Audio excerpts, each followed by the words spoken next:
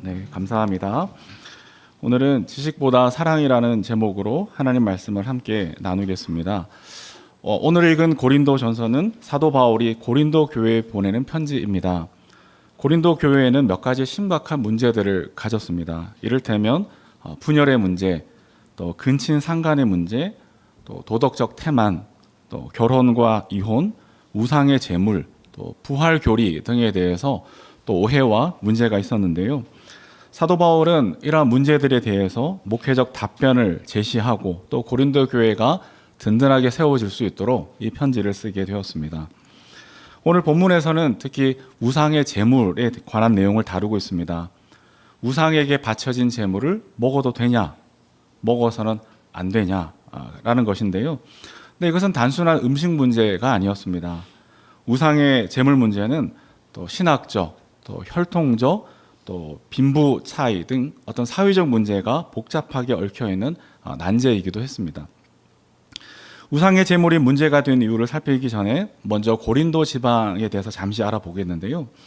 이 고린도에는 갱그레와 또 레카이움이라고 하는 천연의 항구를 가진 아주 부유한 도시였습니다. 그러니까 무역이 활성화되는 그런 돈이 모이는 지역이었는데요. 그러나 서기 146년 로마에게 패한 이후에는 완전히 도시가 폐허가 되었습니다. 그러다가 한 100여 년쯤 지나서 기원전 44년경에 줄리어스 시저가 이 고린도를 다시 식민 도시로 재건해서 로마의 퇴역 구인들을 이주해서 살게 해줍니다. 여기에 수많은 이들이 이 식민 도시, 새로운 도시, 계획 도시인 고린도로 몰려들었습니다. 도시는 역동성과 활기를 띠게 됩니다.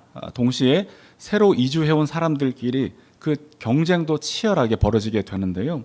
그 속에서 마음이 공허해지고 또 어떤 성공을 경험하지 못한 이들이 종교적 위안을 찾게 되는 현상이 나타났다고 합니다. 그래서 고린도에는 로마의 어느 도시 못지않게 많은 신전들이 세워지게 되는데요. 그 대표적인 것들이 아프로디테 신전, 또 아폴로 신전, 또 아스클레피오스 신전 등이 대표적인 것만 해도 그 정도고 수많은 신전들이 있는 도시였습니다. 이와 같이 고린도는 로마의 식민 도시이면서 또 새로운 계획 도시이자 종교적 도시로 이렇게 여겨졌습니다. 그런데 이러한 고린도에서 살아갈 때 그리스도인들에게 곤란한 일이 발생하게 됩니다. 시장에서 유통되는 음식들이 있는데 그 음식들 중에 대부분, 특별히 고기 같은 경우에는 신전에서 제사 의식을 거친 후에 도축된 것들이 많았습니다. 그래서 신전의 제물로 바쳐진 고기가 시장에서 유통되어져서 사람들이 먹게 되는 일이 벌어진 것이죠. 그래서 그리스도인들을 비롯해서 고린도 시민들은 신전에서 제물로 바쳐진 고기 밖에는 고기를 먹고자 할 때 선택의 여지가 별로 없어져 버리게 됩니다. 마치 이슬람 교도들이 할랄 푸드 외에는 다른 대안을 생각할 수 없는 그런 처지와 비슷해진 것이죠. 이런 도시적 배경 속에서 고린도 교회에는 당연히 우상의 제물 문제가 대두밖에 없었습니다. 신학적인 입장에 따라서 먹어도 된다, 그럴 수 없다라는 주장이 대표적으로 대립을 하게 됩니다. 신전에 비록 바쳐진 제물이지만 그것을 우리는 우상의 제물로 볼 수 있지만 먹어도 된다라고 하는 주장이 있었는데 그 주장의 근거는 진정한 신은 한 분 하나님이시고 우상은 목석에 불과하므로 실제가 없는 우상에게 바쳐진 음식이라 해도 세상의 모든 음식은 하나님이 주신 것이기에 먹어도 된다라는 이런 입장을 가지고 있었습니다.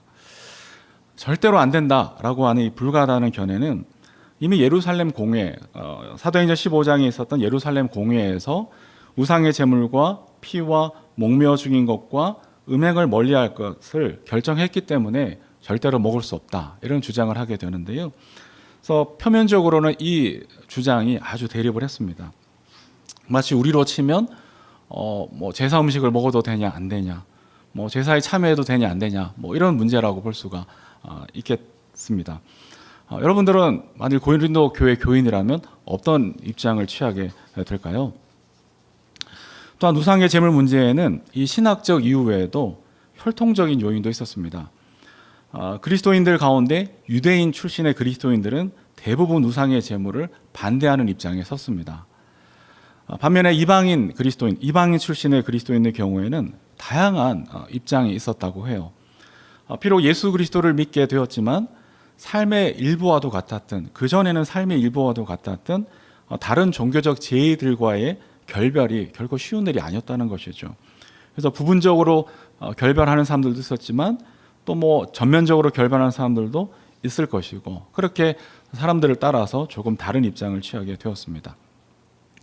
최근의 사회학적 연구에 따르면 빈부격차가 갈등의 원인이 되었다라고 이야기하기도 합니다. 당시 가난한 이들의 경우에는 사실 고기를 접할 기회가 적은 것이죠. 간혹 고기를 먹을 기회가 생기면 자연스레 평소에 먹어보지 못한 고기이기 때문에 우상의 관련성 때문에, 그 복잡한 여러 가지 관련성 때문에 꺼려지게 되는 양가 감정에 빠지곤 했을 것이라는 것이죠. 이에 반해서 경제적으로 좀 부유한 이들의 경우에는 상대적으로 고기를 먹을 기회가 많을 수밖에 없었을 것이다. 그래서 교회 안에서 우상의 제물을 먹는 자신들의 행동을 합리화하고 또 정당화할 필요도 있었지 않았겠나, 이런 연구 결과들이 최근에는 나오고 있습니다.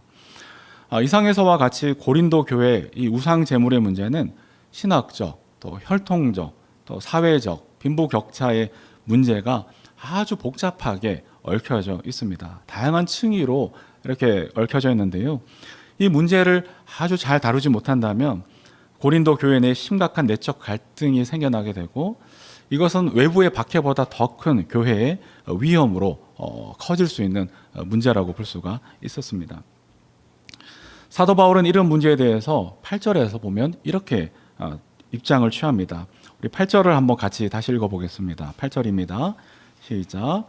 그러나 우리를 하나님 앞에 내세우는 것은 음식이 아닙니다. 음식을 먹지 않는다고 해서 손해볼 것도 없고 먹는다고 해서 이루어올 것도 없습니다. 네. 고린도 교회는 지금 머리 아프게 싸우고 있는데 사도 바울은 명쾌하게 단순하게 결론을 내립니다. 무슨 말입니까? 먹든지 말든지 상관없다, 이렇게 결론을 내려줍니다. 그러니까 어떤 이들에게는 이것이 목숨을 거는 중태자한 일처럼 보여도 바울에게는 먹든지 말든지 아무런 상관이 없다, 이렇게 결론을 내려줍니다. 그 이유가 4절에 나오는데요. 4절에 보니까 그런데 우상에게 바친 고기를 먹는 일을 두고 말하면 우리가 알기로는 세상에 우상이라는 것은 아무것도 아니고 오직 하나님 한 분밖에 신이 없습니다. 그 이유를 말해줍니다. 그러니까 세상에는 오직 하나님 한 분만이 신이라는 것이죠. 그 외에 사람들이 섬기는 우상, 또 다른 신들은 실제 신이 아니라는 겁니다. 그렇기 때문에 아무것도 아니라는 것이죠. 그러니 우상에게 바친 제물을 먹는다고 해서 그것이 어떤 영향을 주는 것도 아니고, 또 자기의 신앙 양심을 따라 먹지 않는다고 해서 그것이 어떤 또 문제가 되는 것도 아니다. 먹을 수도 있고 먹지 않을 수도 있는 자유가 있다라고 사도 바울은 결론을 내리는 것이죠. 사도 바울의 이러한 자유가 참 필요한 것 같습니다. 그리고 이러한 자유가 때때로 우리 신앙생활에서 필요해 보입니다. 사도 바울의 이러한 자유는 어디에서 왔을까요? 다름이 아니고 하나님을 아는 지식에서 사도 바울의 자유가 비롯되었습니다. 하나님을 아는 지식이 그로 하여금 우상의 제물을 먹을 수도 있고 혹은 먹지 않을 자유도 있게 해준 것이죠. 따라서 고린도 교회는 참신이신 하나님을 아는 지식에서 자라간다면 그들이 직면한 문제들도 자연스럽게 해결될 수 있지 않을까. 어떤 상황에 따라서 먹자라고 판단할 수도 있지만 또 어떤 상황에 따라서 먹지 말자라고 판단할 수도 있는 것이지, 그것이 어떤 구원의 문제와 직결되는 것은 아니라고 사도 바울은 그의 지식에 따라 분명히 말해주고 있습니다. 이 본문을 읽으면서 한국교회도 하나님을 아는 지식에서 자라간다면 우리가 심각하게 생각하는 문제들도 의외로 풀릴 수도 있겠구나, 이런 생각을 해보게 되었습니다. 예수님은 진리를 알지니 진리가 너희를 자유케 하리라, 이렇게 말씀하셨는데요. 그동안 우리는 하나님을 아는 지식이 없어서, 또 하나님을 아는 지식이 또 소용없다고 생각하는 어떤 반지성적 태도 때문에 때때로 안타깝게도 교회의 본질적 사명을 외면하는 일도 있었던 것 같습니다. 그리고 위로가 필요한 이들을 도리어 정죄하는 일들도 적지 않았던 것을 저는 생각해 봅니다. 그 중에 한 가지 예를 좀 든다면, 자살의 문제를 한번 생각해 보겠습니다. 한국 교회는 그동안 이 문제를 굉장히 터부시했습니다. 그래서 교회에서 장례식도 치러지지 않는 일들도 있었고요. 유족들의 경우에는 그러다 보니까 위로는 고사하고 정죄감과 죄책감에 시달리는 일들이 실제로 한국 교회는 비일비재했습니다. 왜냐하면 자살하면 지옥에 간다라는 교리가 오랫동안 한국 교회를 지배했기 때문입니다. 물론 이런 일이 있어서는 절대로 안 될 것이고 우리는 그것을 위해서 노력해야 되고 또 기도해야 할 것입니다. 그러나 곰곰이 한번 생각해 보십시오. 정말 자살하면 지옥에 간다라는 교리가 맞는 것일까? 만일 자살한 사람이 지옥에 간다면 하나님보다 죽음이 더 큰 것인가? 이런 질문에 우리는 도달하게 되는 것이죠. 그러나 우리는 알고 있습니다. 우리가 믿는 하나님은 죽음보다 더 크신 분이십니다. 베드로전서 3장 19절에 보니까 이런 말씀이 있습니다. 그는 영으로 옥에 있는 영들에게도 가셔서 선포하셨다.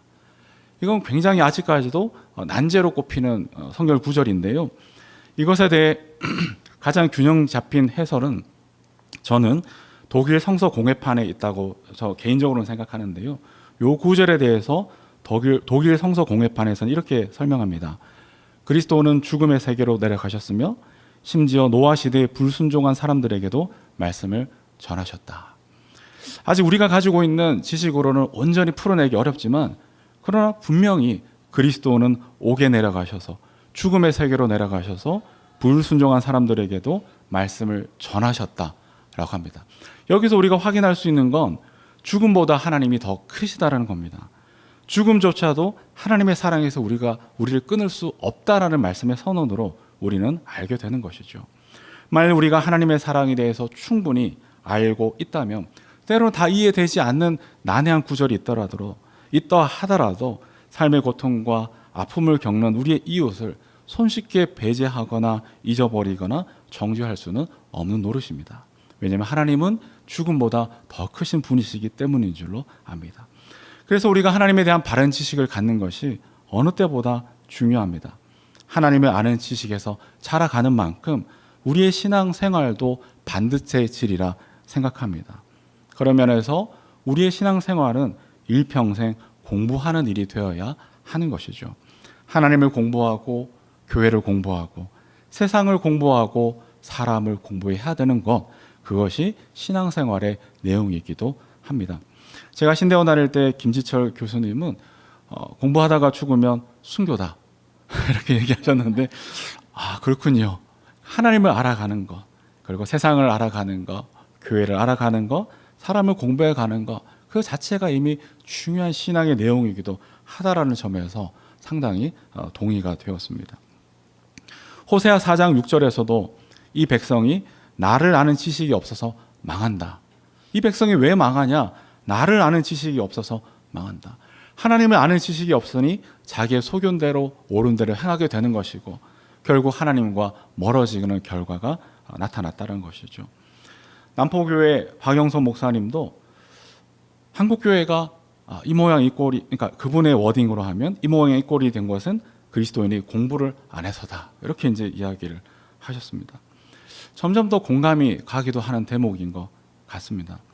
물론 혹자는 공부만 하면 뭐 하냐라고 하지만 그것이 하나님을 몰라도 된다는 뜻은 아닐 것입니다.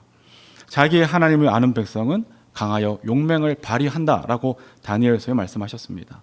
하나님의 백성이 하나님을 아는 지식이 없을 때 망하는 것이죠. 그러나 우리가 하나님을 아는 지식에서 자라갈수록 진리가 너희를 자유케 하리라 라는 주님의 말씀이 마침내 우리의 현실이 되고야 말 것입니다. 2022년 전교인 성경 읽기를 목장별로 실천하기로 했습니다. 2월부터 12월까지니까 분량을 보시면 사실 매일 4장씩 읽는다는 건 적은 분량은 아닙니다. 하지만 또 함께 우리는 말씀을 읽어가게 될 텐데 목장별로 서로를 격려하면서 또 함께 읽어가는 동안에 하나님을 더 깊이 알아가셨으면 좋겠습니다. 하다 보면 조금 놓칠 수도 있습니다. 특히 이제 설날 같은 연휴 때 2월 1일부터 시작인데 설날을 연휴할 때 하루에 4장씩 읽는 거를 놓칠 수도 있습니다. 그러면 안 되겠다. 올해는 망했네 생각하지 마시고 작심삼일 하시면 됩니다. 그래서 3일 지나면 내가 또 읽어야지. 그러다가 또 흐드러지면 또 읽어야지. 그러다가 며칠 쉴 수도 있잖아요. 그러면 나는 역시 통독이 안 되나 봐 이렇게 생각하지 마시고 그래 내가 잠깐 쉬는 거야. 다시 읽을 거야. 이렇게 생각하시고 서로를 격려하시면서 말씀을 읽어가는 올 한 해가 되셨으면 좋겠습니다. 그런 의미에서 옆에 분에게 한번 도전해 주시면 좋겠습니다. 같이 성경 읽읍시다. 네. 네. 우당탕탕 아이들은 이게 전체를 읽기는 좀 너무 많은 것 같아서 주일은 빼고 신약을 읽을 수 있도록 그렇게 배치를 했습니다. 그래서 박예단 전사님과 함께 우리 우당탕탕 아이들은 또 신약을 읽게 되겠습니다. 한편 사도 바울은 이 하나님을 아는 지식이 자신을 자유롭게 했고 또 고린도 교회가 직면한 문제들에 대해서 아주 단순 명쾌하게 해결할 수 있는 중요한 열쇠로 제시를 했는데요. 그러면서도 또 한 가지를 더 붙입니다. 뭐냐면 하나님을 아는 지식이 교회를 자유케 하고 성도를 자유케 하는 중요한 열쇠이지만 거기에 최종적인 열쇠가 한 가지 더 있다라고 오늘 본문에서 이야기를 해주고 있습니다. 우리 1절을 같이 한번 다시 읽어보겠습니다. 1절입니다. 네, 시작. 우상에게 바친 곡에 대하여 말하겠습니다. 우리는 우리 모두가 지식이 있는 줄로 알고 있습니다. 지식은 사람을 교만하게 하지만 사랑은 덕을 세웁니다. 네, 하나님을 아는 지식이 바울 자신을 자유하게 했는데요. 근데 그 지식은 사랑과 함께 가야 한다는 것을 바울은 또한 덧붙이고 있습니다. 하나님을 아는 지식이 우리를 자유케 하는 것이 분명하지만 그것은 어떤 위험을 가지고 있냐? 자칫 사람을 교만하게 만들 위험도 가지고 있다는 것이죠. 그리고 또한 모두가 지식을 가지는 것은 아니라는 점에서 더 사랑이 필요하다는 것을 바울은 이야기합니다. 그래서 하나님을 아는 지식에서 비롯된 그리스도인의 자유라고 해도 어떤 이들에게는 도리어 걸림돌이 될 수도 있다는 것이죠. 지식이 없어서 망할 수 있지만 지식 때문에 도로 분열되기도 할 수 있다라는 것을 사도 바울은 이야기합니다. 그래서 이 지식에는 사랑이 필요하다라고 덧붙입니다. 지식은 사랑을 전제로 해야 하는 것이죠. 사랑을 향하여 나아가는 지식이 될 때 비로소 사람을 살리고 자유케 하는 열매를 맺어갈 수 있습니다. 사도 바울은 하나님을 아는 지식으로 인하여 우상의 제물에 대해서 자유로웠습니다. 자기는 그 신전에 바쳐진 제물이라 해도 그것에 먹는 것에 대해서 아무런 거리낌이 없다라고 이야기합니다. 그러나 이 지식에는 사랑이 필요하다라는 생각 때문에 연약한 이들을 위해서라면 평생 고기를 먹지 않겠다라고 선언하게 되는 것이죠. 요 구절을 읽는데 물어보고 싶더라고요. 정말 이후에 고기 한 번도 안 먹었어요? 이렇게 물어보고 싶었는데, 그러니까 연약한 이들을 정죄하고 내치는 것이 아니라 사도 바울은 하나님을 아는 지식 가운데 자라 있었지만 그러나 연약한 이들을 위하여서 그들의 눈높이로 성육신하겠다라고 선언합니다. 바울의 이러한 자기 선언 속에서 고린도 교회가 당면한 문제를 해결하는 진정한 힘이 지식을 넘어선 사랑이라는 것을 분명히 우리에게 알려주고 있습니다. 그리고 사도 바울이 선포한 이 지식을 넘어선 사랑은 이미 초대교회가 보여주었던 교회의 열쇠이기도 했습니다. 초대교회 구성원들은 어떤 사람들이었습니까? 언뜻 생각해봐도 예수님의 제자들의 대부분은 어부 출신이 많았습니다. 당시의 어부 출신이라는 것은 사회의 가장 밑바탕 계층의 사람들이었습니다. 적지 않은 이들이 무식했고 지식이 낮았습니다. 베드로만 해도 예수님의 제자 사도였지만 당시 통용되는 헬라어에 능통하지 못했기 때문에 다른 이들이 대신 그의 이야기들을 헬라어로 대신 적기도 했습니다. 그래서 그러한 인간적인 눈으로 봤을 때 예수님의 공동체, 초대교회는 미래가 그리 밝아 보이지 않는 공동체였을 수도 있습니다. 하지만 초대교회에는 많은 사람들이 몰려드는 매력이 가득했다라고 성경은 증언합니다. 사도행전 2장 47절에 보니까 이런 말씀이 있습니다. 그래서 그들은 모든 사람에게서 호감을 샀다. 주님께서는 구원받는 사람을 날마다 더하여 주셨다. 그러니까 새 번역에서는 호감을 샀다 이렇게 번역했고요. 개역 개정판에서는 칭송을 받았다 이렇게 번역하고 있습니다.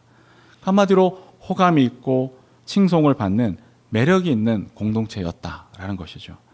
그 매력에 이끌려서 사람들의 호감을 사고 또 사람들이 칭송해하면서 교회 공동체의 일원이 되는 일들이 초대교회는 일어나게 된 것이죠. 그럼 도대체 어떤 부분이 사람들의 호감을 사는 매력 포인트였을까? 초대교회 모습을 묘사할 때 반복되는 말이 있습니다. 그것은 빵을 떼었다라는 말이 반복되어 나타납니다. 그러니까 빵을 뗀다, 개역 개정에서는 떡을 뗀다라고 되었는데 이 빵을 뗀다라는 이 관용구적 표현은 두 가지 의미가 있습니다. 하나는 식사 교제를 했다는 이야기이고요. 또 하나는 성만찬을 뜻하는 말입니다. 이것은 예수님께서 잡히기 전날 밤에 행하셨던 빵떼기에서 비롯된 것인데요. 자신의 몸과 피를 나누어 주신 이 사건을 빵떼기로 보시는 것이죠. 이처럼 빵을 떼는 것은 자신의 몸과 피를 나누어 주는 일종의 환대 행위였습니다. 그러니까 초대교회는 식사교제와 성만찬이라고 하는 이 빵을 떼는 행위를 통해서 예수님의 환대를 재현하고 반복했던 것이죠. 그리고 초대교회는 반복하고 재현하는 그 빵을 떼는 행위 속에서 사람들의 호감을 사게 되었습니다. 그러니까 예수님의 환대 행위를 날마다 자신들의 일상에서 빵을 떼는 일들을 통해서 실천한 것입니다. 그들은 정말로 사회의 비주류에 불과했습니다. 미래를 보장할 수 없는 공동체였습니다. 하지만 집집이 돌아가면서 빵을 떼는 그 환대의 삶이 초대교회를 특징 지우고 정체성 되게 하고 또 일상화될 때 그것이 사람들의 호감을 사게 되었고 구원받는 이들이 날마다 더하여지게 되었다라고 성경은 증언합니다. 어쩌면 초대교회는 지금의 우리보다도 하나님을 아는 지식이 부족할지도 모릅니다. 분명히 우리가 더 많이 하나님에 대해서 알고 있을 것입니다. 하지만 그들에게는 빵을 떼는 환대, 지식을 넘어서는 사랑이 자연스러운 일상이었습니다. 그래서 세상 사람들이 호감을 가지고 공동체에 참여하기를 원하는 초대교회가 될 수 있었던 것이죠. 오늘 우리 한국교회도 또 우리 나이 사랑하는 교회도 이러한 교회가 되었으면 좋겠습니다. 한국교회가 직면한 많은 문제들은 결코 우리가 지식이 모자라서만은 아닐 것입니다. 몰라서 이렇게 되는 것도 아닐 겁니다. 초대교회보다 더 많은 지식을 우리가 가지고 있지만 지식이 우리를 자유롭게 하지 못하고 있습니다. 왜냐하면 사랑이 없는 지식이기 때문이지 않을까 생각해 봅니다. 고린도전서 13장 2절에 보면 또 모든 비밀과 모든 지식을 가지고 있을지라도 사랑이 없으면 아무것도 아니다. 어쩌면 그래서 우리의 지식이 도리어 믿지 않는 이들에게 걸림돌이 되어지는 것은 아닌지 돌아보아야 합니다. 지식을 넘어서는 사랑이 필요합니다. 빵을 떼는 환대의 삶이 교회의 일상적 풍경이 되어야 하겠죠. 바른 교회가 무엇일까? 단순히 도덕적 윤리적 차원에서 바른 교회를 지향하는 것은 아닐 겁니다. 바른 교회란 무엇일까? 아가페적 사랑을 실천하는 교회가 바른 교회입니다. 바로 그런 바른 교회가 사람들의 호감을 사고 여전히 매력적인 교회가 되어서 날마다 구원받는 사람의 수가 더하여질 것이라 저는 믿습니다. 그런 의미에서 저는 한국교회가 목회 대물림을 하지 않았으면 합니다. 사실 세습 자체는 결코 비성경적인 일이 아닙니다. 그러니까 세습 자체는 성경적이지도 비성경적이지도 않은 그런 중립적 일입니다. 지식의 차원에서는 전혀 문제가 안 되는 일이라는 것이죠. 그러나 배려의 차원에서는 문제가 됩니다. 이것 때문에 우리의 형제 중 하나라도 실족해서 넘어지게 되는 일이 발생하게 된다면 평생 고기를 끊겠다고 선언하는 바울처럼 한국교회도 목회 대물림을 이 시대의 흐름 속에서 포기해야 하는 것이 마땅하다라는 것이 저의 생각입니다. 그리고 우리가 만일 그럴 수만 있다면 한국교회는 다시금 사람들의 호감을 사는 매력을 회복하리라 생각합니다. 사랑이 열쇠이고 지식보다 사랑이, 지식을 넘어선 사랑이 우리를 자유롭게 하는 것이죠. 말씀을 맺겠습니다. Sing Again 2라는 오디션 프로그램이 있습니다. 혹시 아시는 분 있을지 모르겠는데 월요일 저녁마다 합니다. 내일 하겠네요. 내일 저녁이 기대가 됩니다. 제가 즐겨보는 프로그램 중에 하나인데요. 직전 시즌, 그러니까 시즌 1에 비해서 훨씬 더 실력 있는 많은 이들이 출연했다, 그런 평가를 받았습니다. 그리고 아마 4라운드까지 온 것 같은데 이제 점점 더 실력자들만, 그 중에서도 실력자들만 점점 더 남아 있습니다. 그 프로그램을 볼 때마다 야, 한국에 이렇게 노래 잘하는 사람들이 많나? 정말 감탄이 절로 되는데요. 또 그들에게 진심 어린 조언을 해주는 8명의 심사위원들의 평도 참 새롭고 또 마음에 남는 말들이 있습니다. 그 중에서 이 토이의 유희열 씨가 심사평 하나를 했는데 그것이 저에게 인상이 하나 남았습니다. 어느 가수에 대해서 평가를 하면서 그분은 노래도 잘하고 기타 연주도 좋고 무대 퍼포먼스가 너무 좋다라고 칭찬을 합니다. 그런데 색깔을 잘 모르겠다, 이렇게 이야기를 했어요. 다양한 음악의 경계선에 있어서인지 분명한 색깔이 보이지 않는 것이 유희열 씨에게는 아쉬운 점이다, 이렇게 이제 평가를 했는데요. 근데 그 심사평을 듣는데 저 약간 의아했습니다. 왜냐하면 유희열 씨가 시즌 1에서는 똑같은 이유로 가수 이승윤을 칭찬했거든요. 그러니까 이승윤은 다양한 음악의 경계선에 있기 때문에 여러 색깔을 보여줄 수 있는 것이 자기가 이승윤을 선택하는 이유였다, 이렇게 말을 했어요. 그러니까 토이의 유희열 씨는 변덕쟁이일까요? 네. 그 차이가 뭘까 생각하다가 결국 매력이지 싶었습니다. 그러니까 경계인 이승윤이 선택받은 이유는 유희열 씨도 얘기했어요. 사람이 매력이 있어서구나 라는 것이죠. 가수 이승윤보다 노래를 더 잘하고 악기도 더 화려하고 무대 퍼포먼스도 좋은 사람들이 분명히 많습니다. 그러나 이승윤이 이승윤한 것은 그에게는 사람들의 호감을 사는 매력이 어딘가에 있더라는 것이죠. 교회와 성도의 매력은 어디에 있을까요? 사람들의 호감을 사는 자리는 어디에 있겠습니까? 오늘 우리는 깨달았습니다. 빵을 떼는 환대의 공간이 사람들에게서 호감을 사는 매력 포인트다라는 겁니다. 자유케 하는 지식을 바탕으로 아가페적 사랑을 실천하는 교회에 날마다 구원받는 이들이 더하여지는 줄로 믿습니다. 초대교회가 그러했듯이 오늘 우리의 교회도 그러하게 될 것입니다. 나의 사랑하는 교회는 하나님이 사랑하시고 우리가 사모하며 세상이 칭송하는, 세상의 호감을 가지는 하나님 나라의 공동체를 꿈꾸고 기도하고 소망하고 있습니다. 세상이 칭송하는 교회란 세상의 호감을 가지는 교회라는 뜻입니다. 어떻게 해요? 자유케 하는 지식을 바탕으로 아가페적 사랑을 우리가 보여줄 수 있을 때 세상은 우리에 대하여 호감을 가지게 될 것입니다. 또한 우리는 바로 그곳에서 마침내 하나님의 얼굴을 보고야 말 것입니다. 누가복음 24장 30절과 31절에 보니까 엠마오로 가던 두 제자가 처음에는 예수님을 몰라보고 예수님을 강권하여 집으로 모셔드렸습니다. 그리고 함께 빵을 떼는 일이 있었습니다. 그리고 그들이 함께 빵을 떼어 나눌 때 그들의 눈이 열려서 예수님을 알아보았다라고 합니다. 여전히 그들과 동행하고 있었지만 그들은 주님을 알아보지 못했습니다. 그러나 그들이 빵을 떼어서 함께 빵을 떼어서 환대할 때, 낯선 이를 환대할 때 우리와 함께 하시는 주님을 보게 되었다라는 것이죠. 여러분, 사랑의 나눔이 있는 곳에, 그 떼제의 찬양처럼 사랑의 나눔이 있는 곳에 하나님이 계십니다. 물론 하나님은 여전히 어디에서나 함께 하시지만 그 사랑의 나눔이 있는 곳에 우리는 하나님을 보게 될 것입니다. 빵을 떼는 환대의 공간이 주님이 임재하시는 성소입니다. 2022년 한 해 환대로 구원받기 원하는 우리는 사랑과 환대를 우리의 삶에 더욱더 구체적으로 일상화하는 훈련과 연습을 해나가면 좋겠습니다. 처음부터 100을 할 수는 없습니다. 그러나 한 걸음 그렇게 한 걸음 나아갈 때 날마다 사람들의 호감을 사는 매력 있는 교회와 성도로 리뉴얼 되어질 줄로 믿습니다. 이 은혜와 복을 누리는 우리 모두가 되시기를 주님의 이름으로 축복합니다. 아멘. 네, 시간 함께 우리 사랑의 나눔 있는 곳에 찬양했으면 좋겠습니다.